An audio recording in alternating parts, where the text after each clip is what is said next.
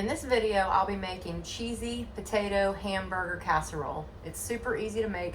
We'll be using 4 russet potatoes, 1 onion, cheddar cheese, milk, cream of mushroom soup, 1 pound of ground beef, salt, pepper, garlic powder, paprika, and 2 fresh garlic cloves. I'm going to start by peeling 4 russet potatoes.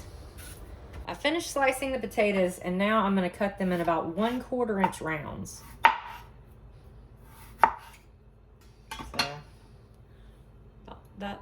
That's about the thickness that you want them. And I'm going to continue to slice these until they're all cut. I finished dicing up my potatoes. My water has come to a low boil. I'm going to go ahead and put these potatoes, drop those right in. And I'm going to let this go at a mild boil for probably about 3 to 4 minutes. Next, I'm going to work on chopping the onion. I have 1 small onion. It's a yellow onion.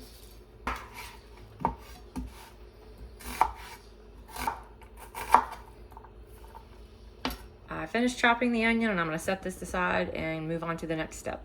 Next, we're going to add the cream of mushroom soup and the milk. Go ahead, add 1 cup of milk.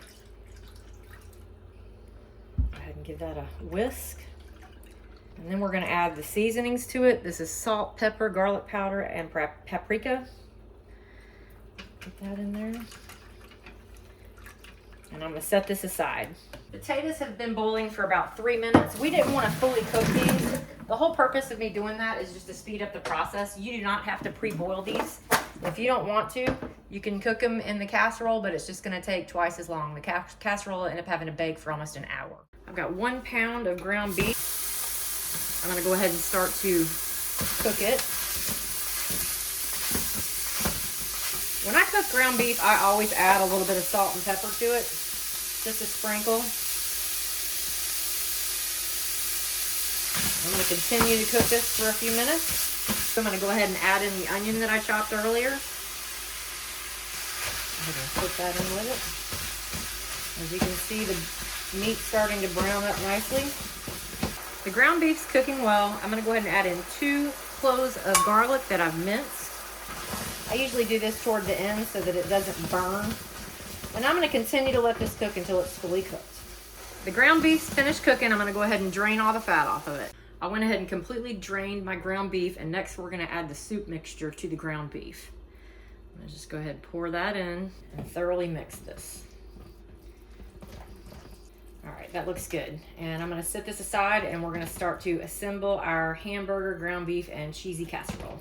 I've got a 2-quart baking dish here, and I'm going to take those potatoes, half of them that we boiled for about 3 minutes earlier, and I'm going to stick those on the bottom of this casserole dish. I sprayed this with cooking spray before I started this. Okay, that looks good. Next, I'm going to come in with about half of the ground beef and soup mixture. Pour that over it. We even that out well. And I've got about 3 cups of cheddar cheese that I shredded earlier. I'm going to use half of it on top of this ground beef and soup mixture. And then we will proceed with doing the next layer of potatoes. Basically repeat the same process. And those are 4, I'd say they're about medium-sized russet potatoes. That looks really good. Next, we're going to top it off with the remainder of the ground beef and soup mixture. Cover that up well.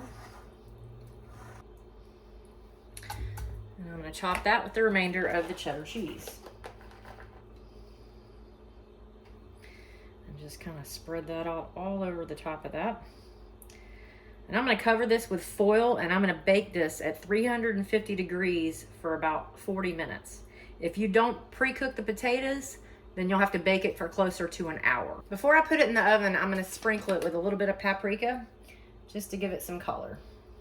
This has been baking in the oven for about 30 minutes. I'm going to go ahead and take off the tin foil. And as you can see, the cheese is melted, but I want it to get kind of crispy on top. So I'm gonna stick it back into the oven for about 15 more minutes. I went ahead and added a little bit more cheese to this before I stuck it back in the oven for 15 more minutes, but I just took it out, and as you can see, it's hot and bubbly. I've got to let it sit for about 20 minutes or so, maybe 30, for it to cool off just a little bit so I can cut into it and plate it up. Cheesy potato and hamburger casserole. I hope you enjoyed this video. Thank you so much for watching. Please feel free to leave a comment below. I really enjoy interacting with you all. Please like, share, and subscribe. And as always, have a great day.